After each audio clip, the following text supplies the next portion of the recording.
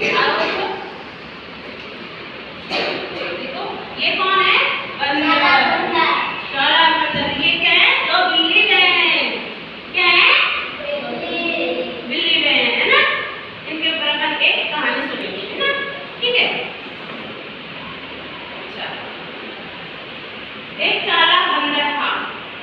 एक बार की बात है ना? एक काला बंदर था। क्या था? काला बंदर था।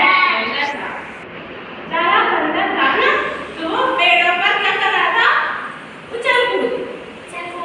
उस पेड़ पे से उस पर जा रहा था, उस पेड़ से उस पर जा रहा था। बंदर कैसे कूद रहा था? कैसे पेड़ों पर जा रहा था? कैसे कैसे जा रहा था? ऐसे ऐसे कूद के उस डाल से उस पर, उस डाल से उस पर ऐसे जा रहा था, है ना? फिर दो बहनें थी। कौन सी थी? बिल्ली। तो एक का नाम था भूरी और एक का नाम था नीली। भूरी बिल्ली थी, भूरी आगे थी, और नीली बिल्ली थी बैठे हुए। बैठे थे क्या?